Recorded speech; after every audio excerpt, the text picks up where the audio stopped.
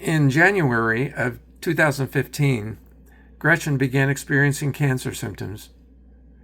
She went to Dr. Asbury in Mount Vernon, and she was diagnosed with uterine cancer on March 12th, and we both cried. But she began chemotherapy on June the 1st, treated by Andrew Powell, and ended on September 15th, and had that treatment once every 3 weeks. She did radiation treatments beginning October 6th all the way until November 30th, and had those treatments 5 days every week. This all took place at Barnes Jewish Hospital's Siteman Cancer Center in St. Louis. So she had to live at the American Cancer Society's Hope Lodge for 7.5 weeks all by herself.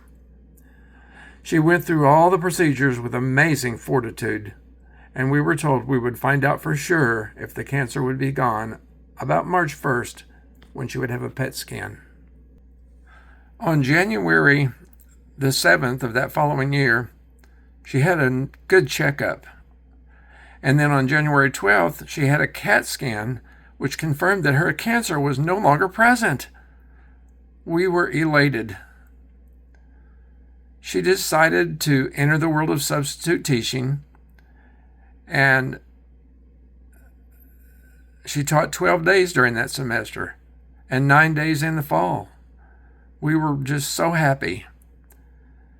She resumed taking cello lessons after many years of not taking them. And she played once, even at church, in a quartet with Caitlin playing the violin and our daughter, Gretch, on piano, and I played the organ. And she had enjoyed a full cancer-free year on November 30th. 2017 came along.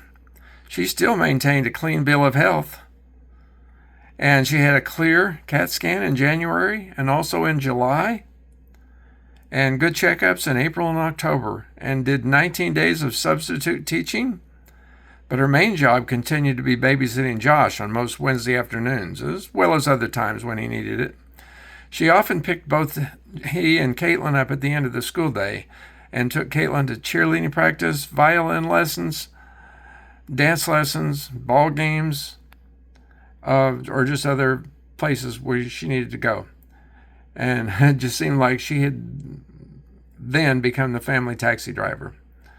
And she became the unofficial seamstress for the Benton High School music department, altering and repairing band uniforms, costumes, and just whatever needed to be done. 2018 came along, and here you see us at our own little cancer-free celebration. We were very grateful and that she was able to have her cancer port removed on August the 7th.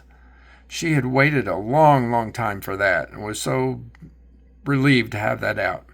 Her cancer checkups were now fewer and far between, and she had lots of energy and was thankful to be cancer-free.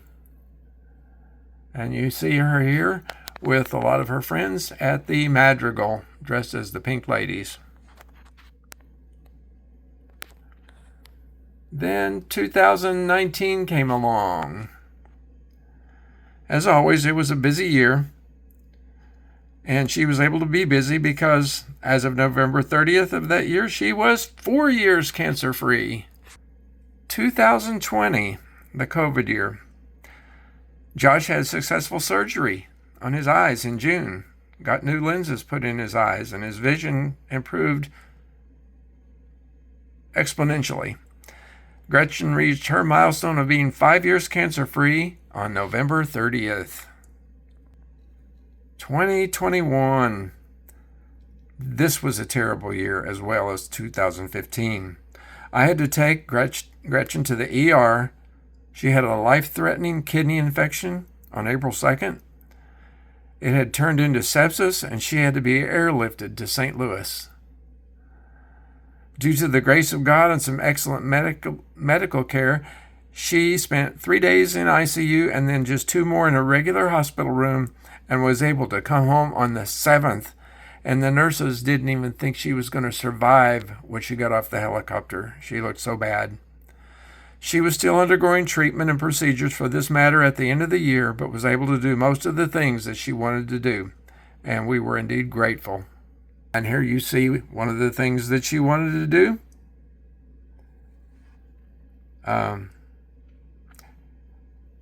She continued improving from the reconstructive bladder surgery, which was September 1st, and celebrated 7 years cancer-free on November 30th.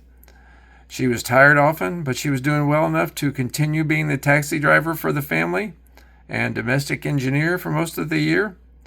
If she wasn't picking up Josh or taking him somewhere, she was doing that for Caitlin until Caitlin got her driver's license on December the 8th. And after I totaled my beloved 28-year-old Oldsmobile on October 29th, Gretchen even had to begin taking me and picking me up from school at Aiken. And there you see a great family reunion with George and Judy right before Thanksgiving of that year. Then, in 2023, we were in Gulfport when this photo was taken. She celebrated 8 years cancer-free right after we got back from Gulfport. Back on September 26th, she graduated from any further cancer checkups because it appeared that her cancer was absolutely permanently gone. She celebrated 9 years cancer-free in 2024, and she is still the matriarch that holds this family together by providing transportation for Josh, by doing lots of cooking for everyone, cleaning, planning, and organizing. I just don't know what we would do without her. So without further ado, we wish a happy 10th cancerversary, which will happen in just 3 days from the day you're watching this video. She will have completed all of her treatments 10 years ago on November 30th of 2015, and we love Gretchen to the moon and back.